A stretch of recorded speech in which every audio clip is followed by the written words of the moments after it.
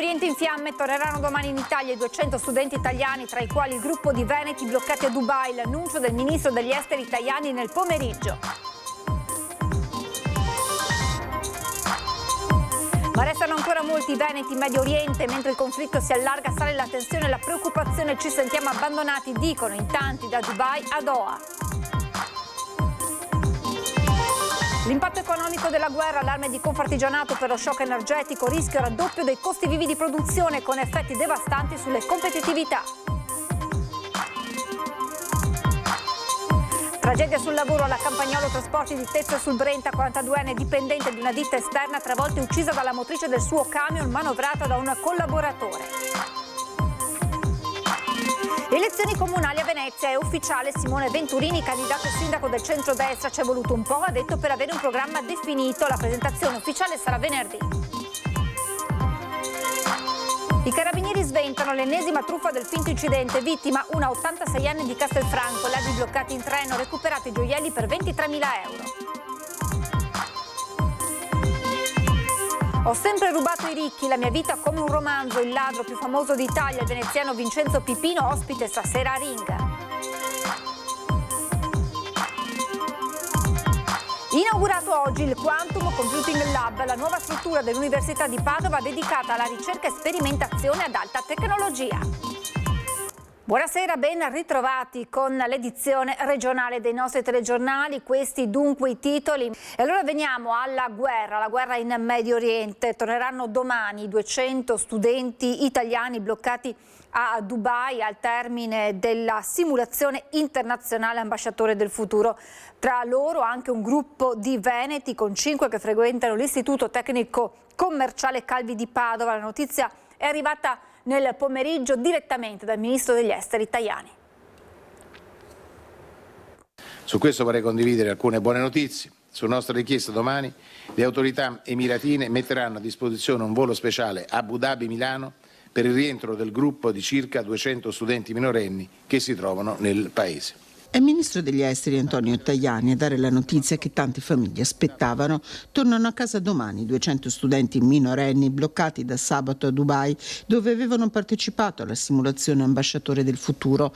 Nel gruppo alcuni veneti, tra i quali 5 studenti dell'Istituto Tecnico Commerciale Calvi di Padova e uno dell'Educandato di Montagnana. A confermare la notizia anche il dirigente scolastico del Calvi, Giuseppe Turetta. Mi ha appena contattato, mi ha detto che come concordato col ministro Tajani, domani rientreranno 200 studenti minorenni, tra i quali anche i nostri. La partenza è prevista per domattina alle 7, quando i giovanissimi, ospitati in un albergo di Dubai, verranno trasferiti ad Abu Dhabi, dove si imbarcheranno in un volo diretto a Milano, arrivo previsto nel pomeriggio. È pronto a mettersi in auto anche Luca Malimpensa, la figlia Laura, 16 anni, studentessa del Calvi, è a Dubai. Il contatto con lei non si era mai fermato in questi giorni. Io sento mia figlia più volte al giorno, io ho la mamma, insomma la sentiamo abbastanza tranquilla, poi dipende dal momento, dalla situazione che si crea. Stati istruiti quando arrivano gli alert sul telefono di come muoversi, di dove andare, hanno preparato praticamente delle stanze con i bisogni che servono al momento.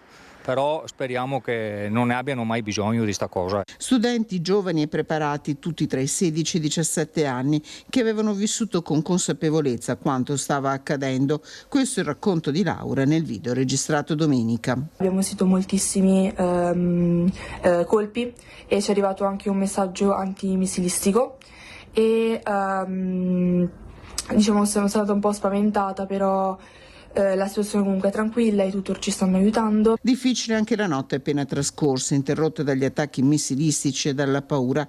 Il collegamento con l'Italia non si è mai fermato. Per le famiglie degli studenti è stato anche creato un canale diretto con l'aiuto del dirigente scolastico Turetta, in costante contatto con il Consolato Generale d'Italia a Dubai.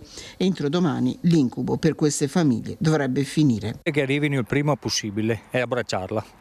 Non solo lei, ma anche tutti gli altri studenti che sono là con lei, tutti gli italiani dell'area. Sono diversi i veneti bloccati in Medio Oriente a causa delle ostilità in corso e mentre il conflitto si allarga cresce anche la preoccupazione. Ci sentiamo abbandonati, dicono in molti, da Dubai a Doha. E anche oggi telefonando oggi che è lunedì, telefonando all'ambasciata rispondono solo messaggi registrati, dove poi ti viene detto di lasciare un messaggio in segreteria per essere poi ricontattati, e il contatto non avviene.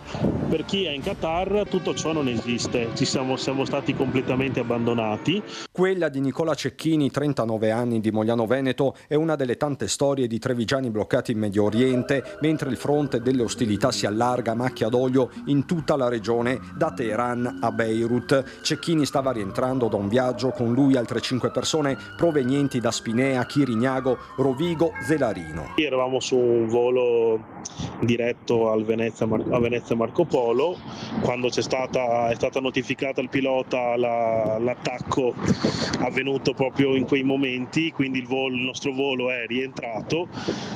E una volta rientrato è iniziato il caos in aeroporto, abbiamo passato più o meno 30 ore dentro l'aeroporto. Se non fosse stato per la compagnia aerea noi non avremmo avuto un alloggio, un posto in cui stare. Copione analogo anche per quei trevigiani che si trovano a Dubai, come Elena Maraga, nota come la sexy maestra, diventata star indiscussa dei social. Tutte le informazioni che sto avendo le sto ricavando parlando con le persone qui, ma da parte dell'Italia purtroppo non sto avendo nessun supporto, ma forse anche perché in questo momento c'è tanto caos, quindi anche loro vanno male a gestire. Bloccata in albergo, Maraga ha vissuto momenti di vero panico, prima l'evacuazione da una piscina al 50° piano, poi l'allarme in piena notte e il rifugio nel bunker dell'hotel. Oggi sto bene, sono tranquilla perché comunque mi sento al sicuro qui. Tutto sommato è una città davvero sicura e sanno gestire molto bene queste emergenze, e anche parlando con le persone ti tranquillizzi un po', no?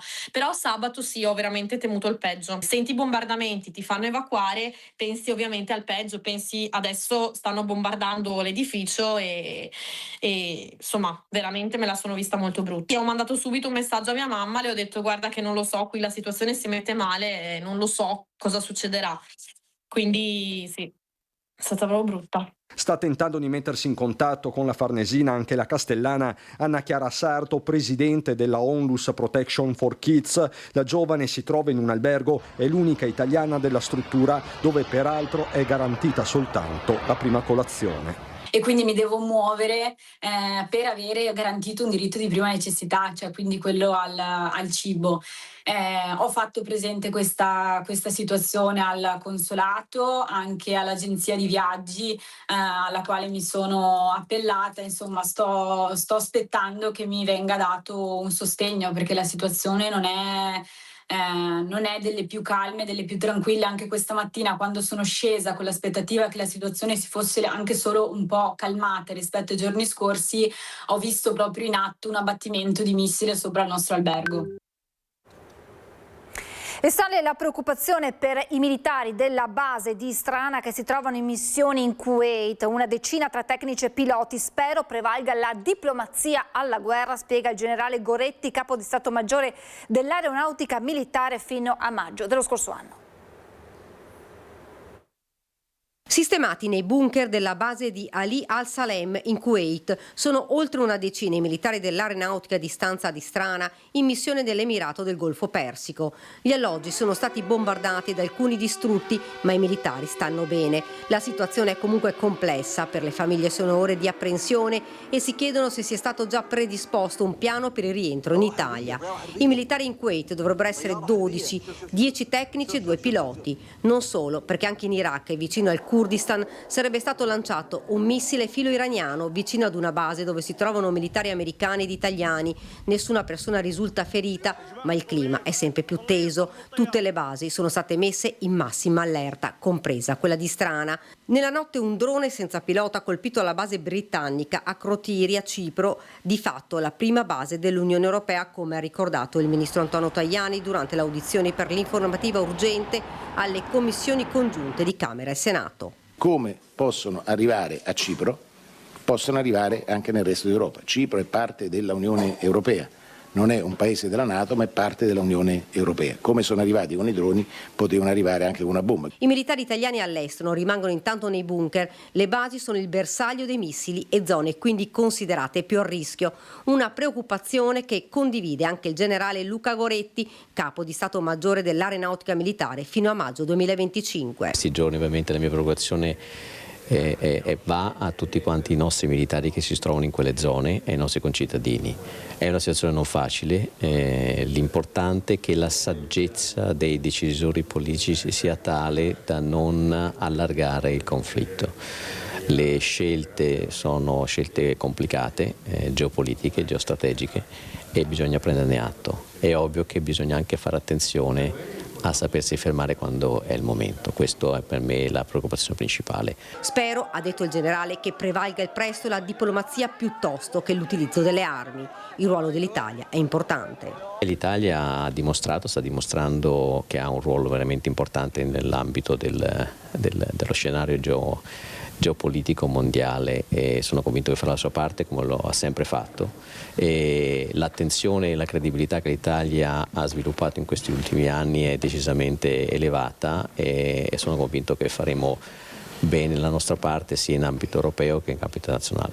Continuano intanto gli attacchi missilistici nei paesi del Golfo Persico, situazione che viene seguita e monitorata costantemente dallo Stato Maggiore della Difesa e dal Ministro della Difesa. E poi ci sono tutte le ricadute sull'economia legate alla guerra in Medio Oriente. Un raddoppio dei costi vivi di produzione con effetti devastanti sulla competitività. Sono parole precise quelle che utilizza Roberto Boschetto, presidente di Confartigianato Veneto, nelle ore in cui sale il prezzo del petrolio e vola il gas come effetti immediati della crisi bellica in Medio Oriente, con la conseguente chiusura dello stretto di Hormuz. Le aziende venete, fa intendere Boschetto, non possono permettersi nuove impennate di prezzi, già il caro bolleti incide molto più che in ogni altro paese d'Europa. Sono circa 231 milioni di euro di extra costo dell'energia per le piccole e medie imprese. Sono cifre importanti, costi importanti in un momento di grande difficoltà. Per non parlare dell'export, già messo a durissima prova dalla logica stretta dei dazi trampiani. È per questo che chiediamo all'Europa, prima ancora che al nostro governo, che cerchi di aiutare le imprese, ma soprattutto di eliminare le guerre e poter continuare a lavorare e a mandare avanti la nostra economia, l'economia del Veneto e dell'Italia nel migliore dei modi. Scenari globali, effetti locali, a parlare è anche il sociologo Alessandro Dianin. Questo perché intanto viviamo in un mondo globalizzato, per cui quello che succede dall'altra parte del mondo oggi ha delle ripercussioni anche qui dove siamo noi. Non c'è mai stato un momento in cui veramente nel mondo non ci siano state guerre, non ci siano state tensioni o conflitti, però in questo momento abbiamo l'impressione che siano tutti conflitti vicini a noi, in qualche modo, che ci interpellano, e sono tutti insieme. Quindi abbiamo sempre questo enorme senso di angoscia, cioè di spaesamento, perché non capiamo che cosa stia succedendo e non capiamo anche come poter agire direttamente, ci sentiamo talvolta impotenti. Impotenza che può essere superata solo con il ripristino del diritto internazionale e un diverso ruolo del vecchio continente. Dobbiamo agire come Unione Europea. Noi oggi ci troviamo all'interno di un contesto tra più stati, siamo in 27, dobbiamo cercare di ragionare come un'entità unica, come un organismo politico, come un organismo commerciale. Oggi l'Unione Europea ovviamente ha fatto dei passi in avanti, ma c'è tantissimo da fare. Voltiamo pagina, ancora una tragedia sul lavoro. Nella notte un'imprenditrice di 42 anni è stata travolta e uccisa dalla motrice del suo tir. La tragedia alla Campagnolo Trasporti di Tezze sul Brenta. È sotto sequestro la motrice del camion che nella notte ha travolto e ucciso Saveria Doldo, 42enne di Cardeto, in provincia di Reggio Calabria, nel piazzale della Campagnolo Trasporti di Tezze sul Brenta. La donna, titolare dell'omonima ditta di trasporti calabrese, era entrata con il tir nella proprietà della Campagnolo per caricarlo di materiale. Da una prima ricostruzione pare che, finita l'operazione, l'autista del mezzo, un suo collaboratore di 50 anni, abbia deciso di spostare la motrice senza però avere le autorizzazioni dall'azienda l'azienda Tedarota. Ed è durante una manovra che, forse per il buio, forse per una manovra errata, forse per un angolo cieco, ha investito la 42enne. Appena resosi conto di quello che era successo è corso negli uffici dell'azienda a chiedere aiuto. Immediata l'allerta al 118, ma quando i sanitari sono arrivati per Saveria Doldo non c'era più nulla da fare.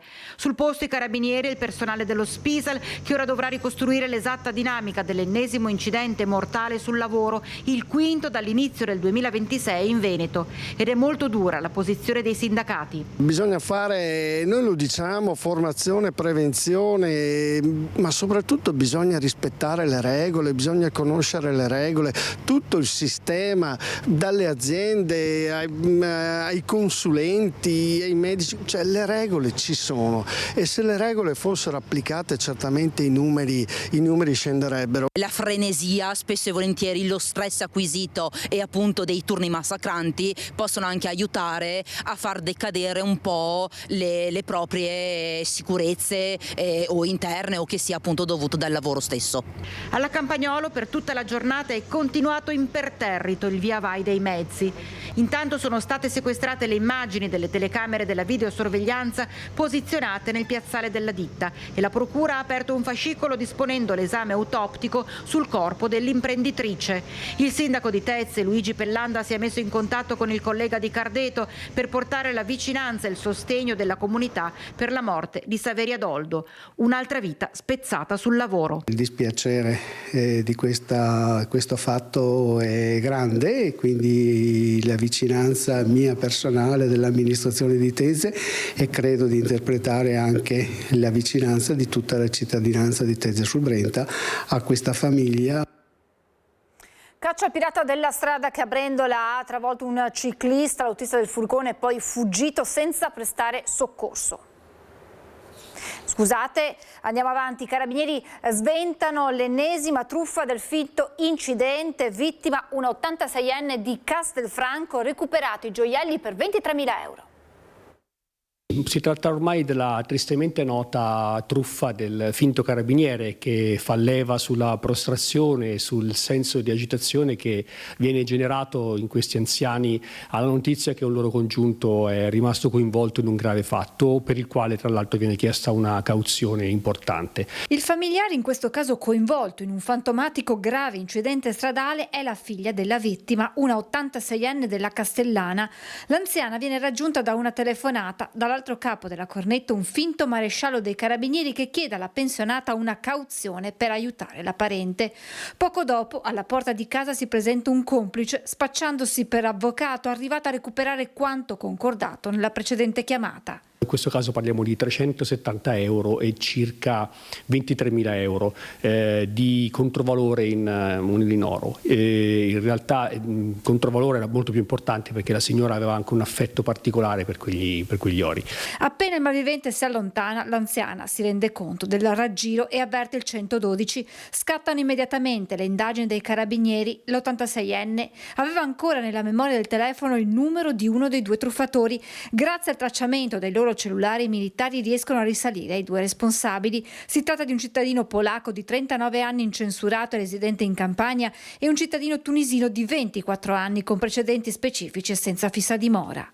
Hanno consentito di individuare questi due soggetti, l'uno alla stazione di Padova e l'altro alla stazione di Mestre, diretti chiaramente in Campania, e di recuperare tutto il maltolto. I due sono stati denunciati in stato di libertà per truffa aggravata in concorso. Dalle forze dell'ordine rinnovate le raccomandazioni alle fasce più deboli come gli anziani ad iniziare, in caso di dubbi, dal contattare sempre il 112. Diffidare sempre di chi chiede denaro e oro perché comunque gli organi deputati al controllo del territorio, parliamo di forze di polizia ma di altre agenzie che si occupano anche di altri servizi pubblici, non chiedono mai denaro a domicilio e soprattutto non chiedono il controvalore in monili in oro.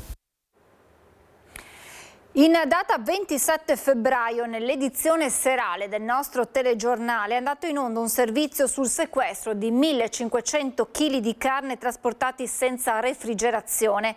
Nelle foto che ci sono state fornite dalla Polizia Locale di Padova per comunicare l'operazione è visibile il marchio della società Olivieri SPA che, al fine di scongiurare qualsiasi equivoco, ci ha chiesto di precisare la sua totale estraneità ai fatti di cronaca raccontato. La società precisa che non conosce la società o il privato o comunque il terzista che ha fatto carico e trasporto della merce indicata. Tiene ad evidenziare come il proprio prodotto da sempre viene preparato, caricato e trasportato in ossequioso rispetto alla normativa vigente in materia di igiene alimentare, stoccaggio, confezionamento, temperatura di trasporto secondo i dettati dei regolamenti europei e legislazione nazionale. La politica con le elezioni comunali a Venezia è ufficiale. Simone Venturini è il candidato sindaco per il centrodestra. Volevamo arrivare a chiudere con un programma già definito, almeno nei punti principali, e una forte coesione, quindi era meglio perdere qualche giorno in più prima che arrivare poi all'appuntamento con la candidatura magari con voci dissonanti, come invece avviene in altre coalizioni dove le posizioni sono talmente eterogenee che non si riesce a trovare una sintesi, quindi c'è grande unità. C'è voluto qualche giorno ma l'ufficialità è arrivata. Simone Venturini, attuale assessore nell'amministrazione Brugnaro, è il candidato sindaco del centrodestra, con una coalizione che, specifica, sarà ampliata. Io sono il candidato del centrodestra, ovviamente porto in dote una mia esperienza amministrativa di 10 anni da civico, ho un precedente impegno di quando ero giovanissimo con una forza politica piccola di centro e continuo l'impegno oggi e voglio continuare da candidato capace di far sintesi di varie sensibilità, ma anche di in qualche modo garantire a Venezia un collegamento con il governo regionale e il governo nazionale. Ho anche ricevuto l'impegno da parte della coalizione di provare ad allargare la coalizione al centro, quindi non solo soffermarci nel perimetro classico del centrodestra, ma puntare molto sul centro, sulle forze civiche di cui anch'io mi pregio di far parte ed evidentemente provare ad allargare la coalizione di centrodestra verso una dinamica anche più aperta alle civiche. Una tempistica più lunga dunque per avere un programma definito. C'è un programma molto chiaro su molti punti, in particolare per quanto ci riguarda sull'idea di una città che vuole crescere, non vuole in qualche modo tornare indietro, tornare a una spesa pubblica impazzita, tornare a un bilancio compromesso, invece dire sì a tanti progetti che possano riqualificare la parte di terraferma e dall'altra parte in centro storico continuare nell'impegno di trovare un equilibrio diverso tra il turismo, la residenza e chi la città la vive come lavoratore. L'intesa è stata siglata da Raffaele Speranzon di Fratelli d'Italia, Sergio Vallotto della Lega, Michele Zuin, Forza Italia, Paolo Bonafè, UDC, Cesare Busetto, Partito dei Veneti e lo stesso Venturini, lista civica Venturini sindaco. E proprio Zuin, collega assessore di Venturini, era l'altro possibile candidato. Michele è un amico, ha fatto un lavoro straordinario come assessore al bilancio e quindi assolutamente siamo una squadra unita, siamo in squadra insieme e c'è una grande fratellanza, amicizia tra noi due. L'amministrazione di Venturini non sarebbe esattamente in continuità con quella attuale. L'idea è che io possa portare un'evoluzione, quindi sicuramente partiamo da un lavoro fatto. Io sono una persona con le mie caratteristiche, con le mie peculiarità, con le mie sensibilità e quindi proverò a interpretare questo mandato amministrativo se i cittadini o quando i cittadini vorranno darmi fiducia per concludere il lavoro effettuato e migliorare il lavoro che sta arrivando. Quindi c'è davvero tanto di buono da fare in più e lo faremo insieme. Venturini è il candidato più giovane e se venisse eletto sarebbe anche il sindaco più giovane della storia di Venezia. Io sono giovane anagraficamente, ho un'esperienza significativa accumulata in questi anni, quindi ecco, sono il più giovane in termini di età e forse uno tra i più esperti su come funziona una macchina amministrativa complessa come quella del Comune di Venezia. L'idea è che noi faremo una campagna elettorale all'insegna del sorriso e della gentilezza. Vediamo che da altre parti stanno già arrivando una marea di attacchi anche sul personale volti a demonizzare l'avversario. Io rispetto il mio avversario, lo considero una persona seria, ovviamente che rappresenta un mondo che non è quello che io interpreto come essere il mondo di cui Venezia oggi ha bisogno. Quindi sarà una campagna del sorriso, dell'amicizia, delle persone che provano in qualche modo a guardare al futuro con speranza e con ottimismo e non solo a quelli che vogliono in qualche modo chiudere la città in una cappa di pessimismo. Inaugurato oggi il Quantum Computing Lab, la nuova struttura dell'Università di Padova dedicata alla ricerca e alla sperimentazione ad alta tecnologia. Dal telescopio di Galileo Galilei al computer quantistico, l'Università di Padova continua a giocare un ruolo chiave nella fisica moderna. Il taglio del nastro del nuovo edificio, che ospita gli spazi progettati per l'attività su computer quantistico a ioni intrappolati nella nuova struttura di via Luzzati, vicino al Dipartimenti di via Paolotti. Fisica dell'universo, laser, ottica e altri laboratori, quasi 5 milioni di euro di investimento grazie a fondi PNRR per ribadire gli sforzi profusi dall'Ateneo per dotare la ricerca di spazi adeguati. Si possono aprire prospettive, come dicevo, in tutte le discipline. Se voi ci pensate, risolvere calcoli in pochi minuti o comunque arrivare ad una tecnologia che ci permette di ottimizzare i tempi, risolverebbe in parte anche quello che oggigiorno noi sappiamo essere un problema, cioè tutta l'energia che l'intelligenza artificiale richiede per darci delle risposte e così via, però non solo. Come abbiamo sentito, il calcolo quantistico verrà utilizzato anche nella medicina, ad esempio, e in tutte quelle che sono le nuove tecnologie. Il Quantum Computing Lab rappresenta un investimento strategico tra infrastrutture e strumentazione. Il laboratorio ospiterà lo sviluppo di un computer quantistico realizzato con la tecnica degli ioni intrappolati. Rendetevi conto che con uno strumento di questo tipo noi saremo in grado di fare dei calcoli che adesso non sono nemmeno pensabili, quindi non solo calcoli più veloci ma anche calcoli che non sono pensabili.